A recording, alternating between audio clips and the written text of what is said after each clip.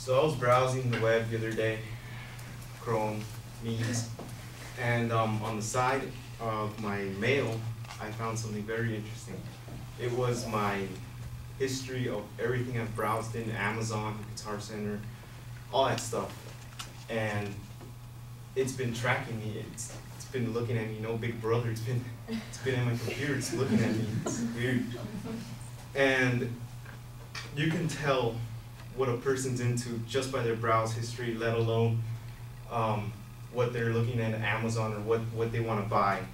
And this guy right here says, we can tell our values by looking at our checkbook stubs. What to say about this quote is that I don't even think it deserves to be a quote because, well, of course you can look. I mean, just look at your search history. I mean, if it's not erased, you're going to be looking for the guys, but when you look at the search history, I mean, like, they can tell a lot about you. I mean, that's why they do surveys on Facebook. That's why they collect your personal information. And for one, I don't think it's a quote.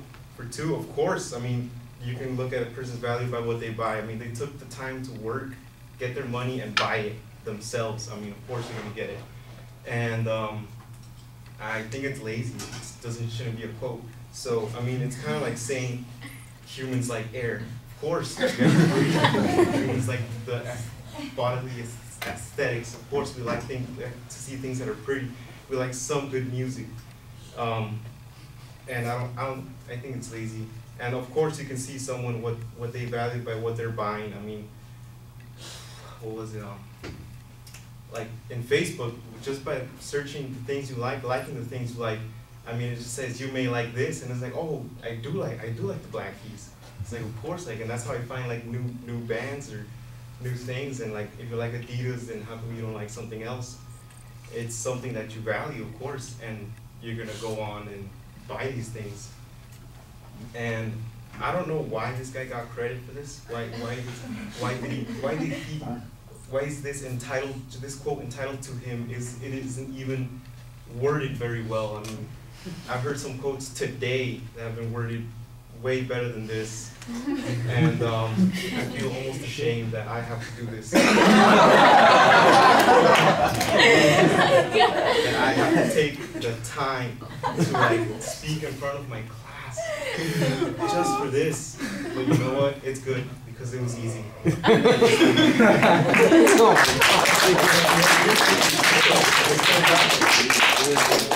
How's that little boat?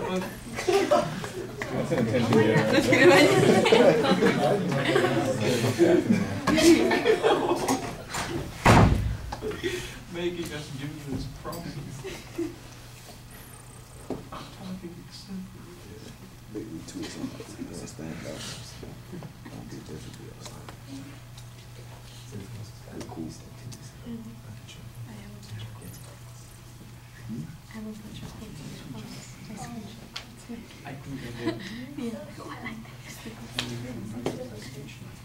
No, I'm not like a guy. Just reminded me.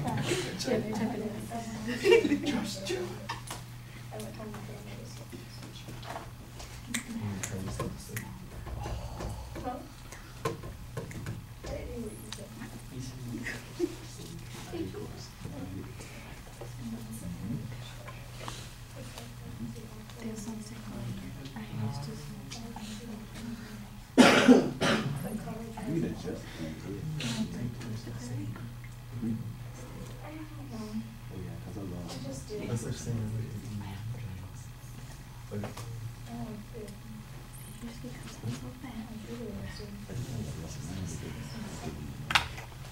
Well, I like the story about the browsing history at the beginning of the speech as an attention device. I thought you had an excellent tie-in with the quote, and you've got a nice way of potentially updating the subject.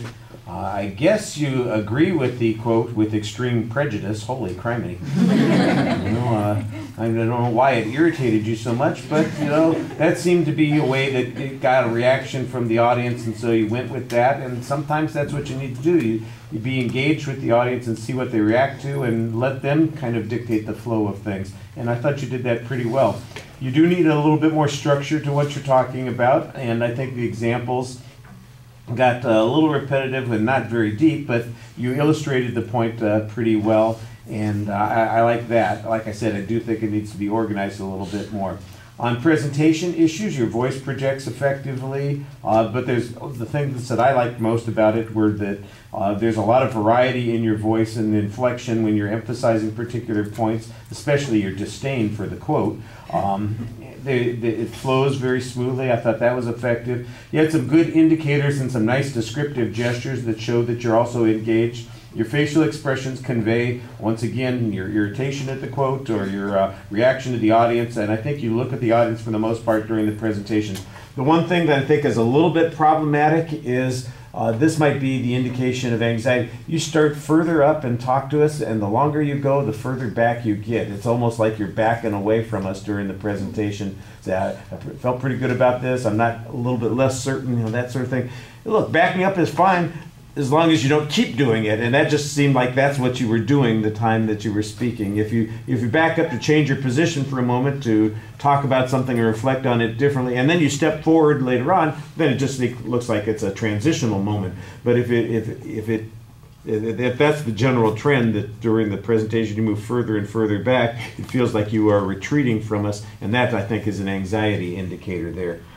You got a good reaction from the audience at the end of the speech, so we should give you credit for that.